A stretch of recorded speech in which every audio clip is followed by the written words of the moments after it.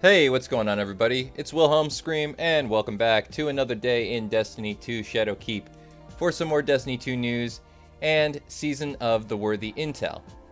And in this video, I'm going to be giving you a rundown on this week's Nightfall Ordeal, which is the Tree of Probabilities, and a couple of glitches and cheeses that you can use to do this solo or for 100k. Gonna get to all that information in just one second, but first I just want to remind everybody, still doing the giveaway on my YouTube channel at 20,000 subscribers. All you have to do to be entered into that giveaway is like the video, subscribe to the YouTube channel, hit the notifications, the big bell right next to the big red subscribe button, and follow me on Instagram or Twitter. They'll be linked in the description box below. And as always guys, if you stick around till the end of the video, I'll have a secret hashtag you can leave in the comments section to be entered into that giveaway a second time for this video. And remember guys, those secret hashtags, they stack between all videos. So if you haven't done this on a previous piece of content on this channel, go back, check out another video, and of course, do it again. Alright, now before we go too much further, I do want to give a big shout out to my buddy Sinister. He is the provider of the footage you are seeing now. Even though we were doing this run together, his video quality is just a bit higher than mine. So until I have the ability to remedy my current video quality situation, we're lucky enough that he can provide this footage for us, as well as he is a total beast when it comes to PvE or PvP. So I actually think he's a little bit more entertaining to watch than myself. That's me to the left, derping, or at least trying not to. You'll see a lot of that of me derping and him saving my life. So thank you again, Mr. Sinister. Now, on to the actual Nightfall Ordeal.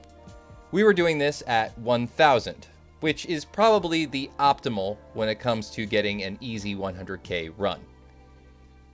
1030 was very difficult, even for 3 people at plus 1010 power. But at 1000, you should be able to progress through this fairly quickly and wind up with a score somewhere around 115k without any real problems. This comes from simply defeating all the enemies you come across. Now, if you're going for that platinum score, there is one section that we will talk about when we approach it that is a little bit tricky, as platinum does require you to defeat all the champions in this Nightfall. And there's one that, if you're not on the lookout for, you have a tendency to miss, as we missed him, I think, the first time we were doing this, and we had to actually look around to actually find him on the second run. So we'll keep that in mind, and I will point it out when we approach it. But as far as glitches and cheeses go, I'm going to run through them now. Now, there's several that we've discussed in previous videos that are sort of transcendent amongst all Nightfalls. So if you're doing in one place, you can bring them somewhere else. The first one I'd like to discuss is a newly discovered Izanagi's Burden glitch. This is when you pair Izanagi's with the transverse steps on the Warlock. What this allows you to do is get the Izanagi's one-shot buff, while at the same time being able to reload your weapon and get 3 more shots. So you'd have the Izanagi's buff as well as a 4-shot clip. It can come in handy and also saves you on load times. The next thing I'd like to discuss is the newly also discovered Gladiators Blade Rush glitch. This is a finisher glitch. This glitch revolves around performing the Gladiators Blade Rush finisher and at the same time crouching. It's that simple. Once you've crouched, you should be able to walk through walls until you crouch again. Now, this hasn't been really tested so far as I'm concerned. I've seen other people use it in raids, not in a Nightfall, but this would allow you to progress through most sections without being touched, essentially unscathed. I don't know how long this is going to be around for, and I don't know how beneficial it will actually be in a Nightfall, but it's something to keep under your hat just in case you are forced to do this completely by yourself. Now, if you are running this solo, I would suggest doing it at 970 because there are plenty enemies to kill and you should be able to go through it fast enough with a pickup group where if you even are the only person concentrating on killing all the enemies, you can let your teammates run ahead, farm out, and you should still be able to get that easy 100k. Now, of course, you're not doing this solo, but if you're doing it at 970, most often you're probably doing it with a pickup group. So you essentially are by yourself. But keep the Izanagis in hand because I do think that's going to be probably the most beneficial exotic to bring with you, regardless if you're on a warlock or any other subclass. The next things I'd like to go over are mods. Now there's some glitches, some cheeses, some just good mods that we're going to mention here. The first one we will mention is, of course, a actually glitched mod currently, and that is the Grasp of the Warmind. What this allows you to do is essentially pick up Warmind cells and get a overshield or a fully recharged buff. Now, if you actually create a Warmind cell and pick it up while at the same time you activate your super, you will be able to get infinite recharge, so you'll have all your class abilities immediately refilled. That's grenades or your melee. And this does apparently work for your teammates as well.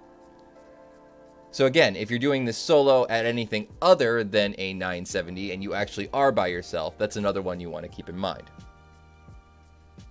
Another one that I'd like to mention is Hammer of the Warmind. Warmind cells cause disruption. Now this is just a good mod. Nothing glitched or cheesed about it. But if you are, again, running this solo, a Warmind cell can be your best friend. Might be your only friend. So also keep it in mind when you're going up against barrier champions or you're looking for that 100k. Or platinum scores for that matter.